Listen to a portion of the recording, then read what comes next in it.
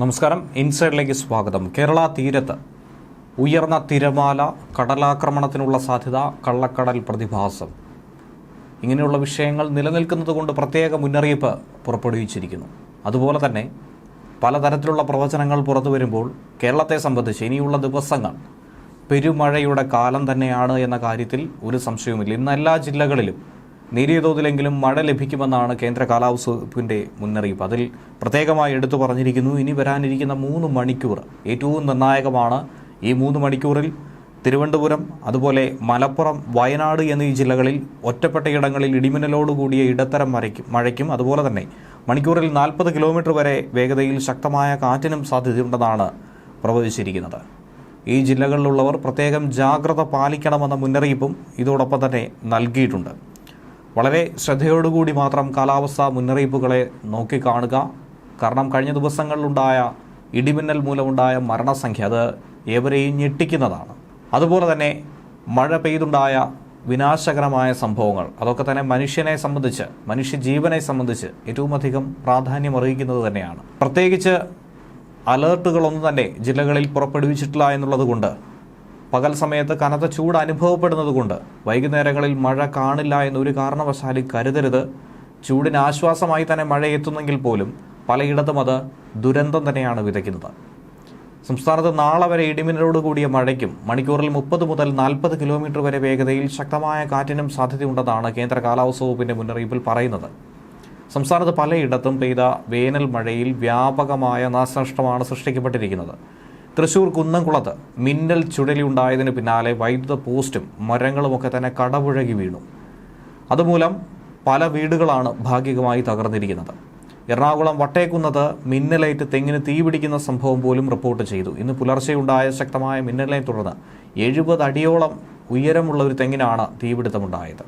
ഒപ്പം തന്നെ വട്ടേക്കുന്നം സ്വദേശി അബ്ദുൽ ലത്തീഫിൻ്റെ വീടിന് സമീപത്തുള്ള തെങ്ങിൽ നിന്നാണ് ഇങ്ങനെ ഒരു സംഭവം റിപ്പോർട്ട് ചെയ്തിരിക്കുന്നത്. കൊച്ചി നഗരത്തിൽ ഇന്നലെ രാത്രി മുതൽ പുലർച്ചെ വരെ അതിശക്തമായ മഴ പെയ്തിറങ്ങിയിരുന്നു.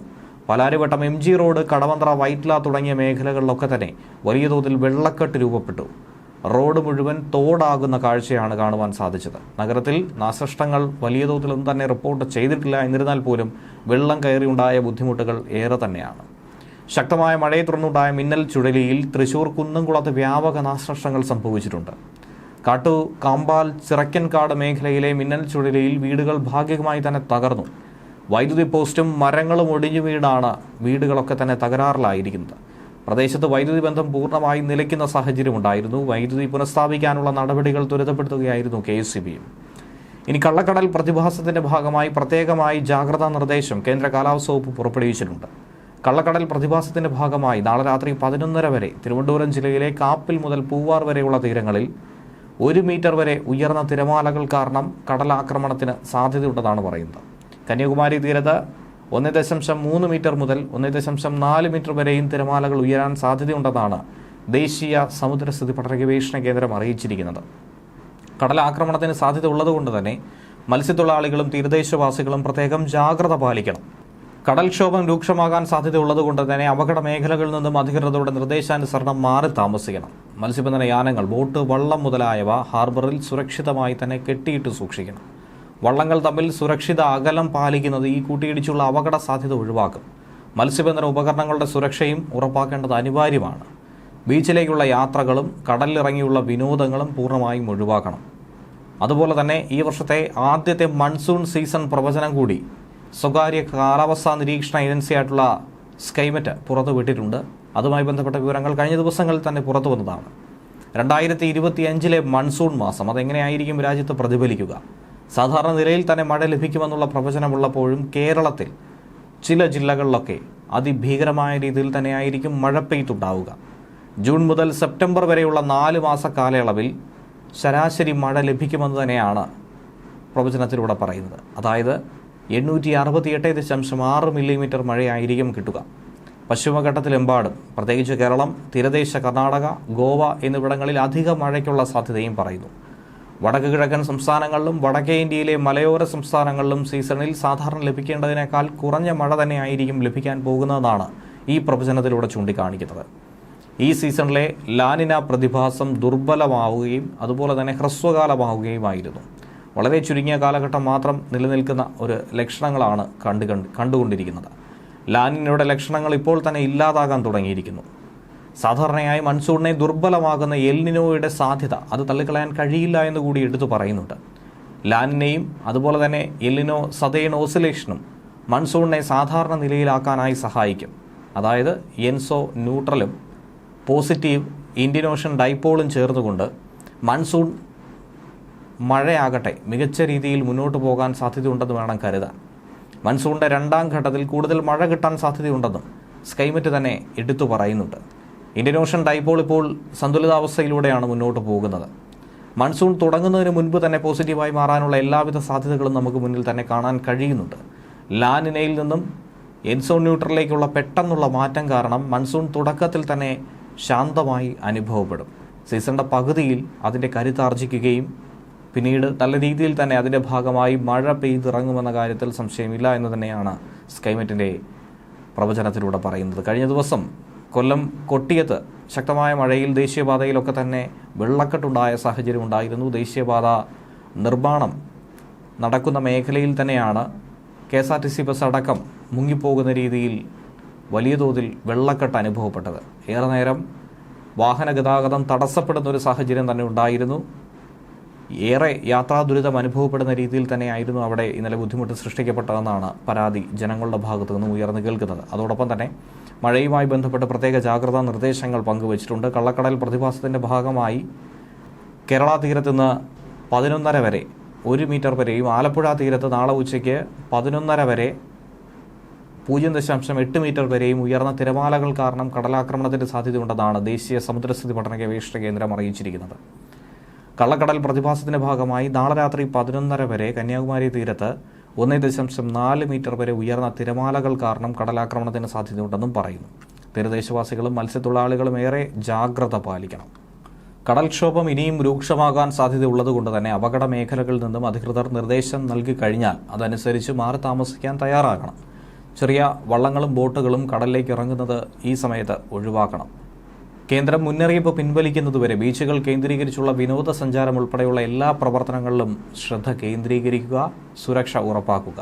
ബീച്ചിലേക്കുള്ള യാത്രകളും കടലിറങ്ങിയുള്ള വിനോദങ്ങളും അവസാനിപ്പിക്കുക.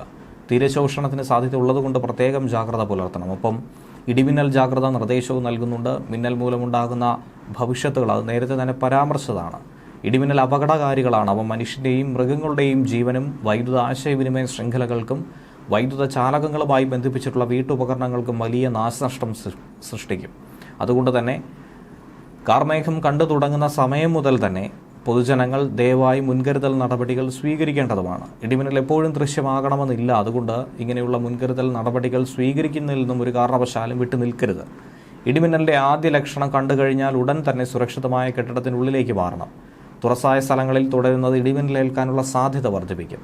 ശക്തമായ കാറ്റിനും ഇടിമിന്നലിനും സാധ്യതയുള്ള ഘട്ടത്തിൽ ജനലും വാതിലും അടച്ചിടണം. വാതിലിനും ജനലിലും അടുത്ത് നിൽക്കാതെ ഇരിക്കണം. കെട്ടിടത്തിനകത്ത് തന്നെ പരമാവധി ഇരിക്കുകയും ഭിത്തിയിലോ തറയിലോ സ്പർശിക്കാതിരിക്കാൻ ശ്രമിക്കുകയും ചെയ്യുക. ഗൃഹോപകരണങ്ങളുടെ വൈദ്യുതി ബന്ധം വിച്ഛേദിക്കണം. വൈദ്യുതോപകരണങ്ങളുമായിട്ടുള്ള സാമീപ്യം ഇടിമിന്നലുള്ള സമയത്ത് ഒഴിവാക്കണം. ഇടിമിന്നലുള്ള സമയത്ത് ടെലഫോൺ ഉപയോഗിക്കുന്നതും ഒഴിവാക്കുക. മൊബൈൽ ഫോൺ ഉപയോഗിക്കുന്നതുകൊണ്ട് കുഴപ്പമില്ല. അന്തരീക്ഷം മേഘാവൃതമാണെങ്കിൽ തുറസായ സ്ഥലത്തും ടെറസിലും കുട്ടികൾ ഉൾപ്പെടെ കളിക്കുന്നത് ഒഴിവാക്കണം. ഇടിമിന്നലുള്ള സമയത്ത് വൃക്ഷങ്ങളുടെ ചുവട്ടിൽ നിൽക്കരുത്. വാഹനങ്ങൾ മരച്ചുവട്ടിൽ പാർക്ക് ചെയ്യുകയും അരുത്. ഇടിമിന്നലുള്ള സമയത്ത് വാഹനത്തിനകത്ത് തന്നെ തുടരണം. കൈകാലുകൾ പുറത്തിടാതിരിക്കുക. വാഹനത്തിനകത്ത് നിങ്ങൾ സുരക്ഷിതരായിരിക്കുമെന്നുള്ളത് ഓർക്കുക. സൈക്കിൾ, ബൈക്ക്, ട്രാക്ടർ തുടങ്ങിയ വാഹനത്തിലുള്ളവർ യാത്ര ഇടിമിന്നൽ സമയത്ത് ഒഴിവാക്കി ഇടിമിന്നൽ അവസാനിക്കുന്നതുവരെ സുരക്ഷിതമായ ഒരു കെട്ടിടത്തിൽ അഭയം തേടണം. മഴക്കാറ് കാണുമ്പോൾ തുണികൾ എടുക്കാൻ ടെറസിലേക്കോ മുറ്റത്തേക്കോ ഇടിമിന്നലുള്ള സമയത്ത് പോകരുത്. കാറ്റിൽ മറിഞ്ഞു വീഴാൻ സാധ്യതയുള്ള വസ്തുക്കളൊക്കെ കെട്ടിവെക്കണം. ഇടിമിന്നലുള്ള സമയത്ത് കുളിക്കുന്നതടക്കം ഒഴിവാക്കുക. ടാപ്പുകളിൽ നിന്നും വെള്ളം ശേഖരിക്കുന്നതും ഒഴിവാക്കണം. പൈപ്പിലൂടെ മിന്നൽ മൂലമുള്ള വൈദ്യുതി സഞ്ചരിക്കും. ഇടിമിന്നൽ ഉണ്ടാകുമ്പോൾ ജലാശയത്തിൽ മീൻ പിടിക്കാനോ കുളിക്കാനോ ഒന്നും തന്നെ ഇറങ്ങാൻ പാടുള്ളതല്ല. കാർമേഘങ്ങൾ കണ്ടു തുടങ്ങുമ്പോൾ തന്നെ മത്സ്യബന്ധനം, ബോട്ടിംഗ് തുടങ്ങിയ പ്രവൃത്തികളൊക്കെ നിർത്തിവെച്ച് ഉടനെ തന്നെ അടുത്തുള്ള കരയിലേക്ക് എത്താൻ ശ്രമിക്കണം. ഇടിമിന്നലുള്ള സമയത്ത് ബോട്ടിൻ്റെ ഡെക്കിൽ നിൽക്കരുത്. ചൂണ്ടയിടുന്നതും വലയെറിയുന്നതും ഇടിമിന്നലുള്ള സമയത്ത് അവസാനിപ്പിക്കുക. പട്ടം പറത്തുന്നത് ഒഴിവാക്കുക.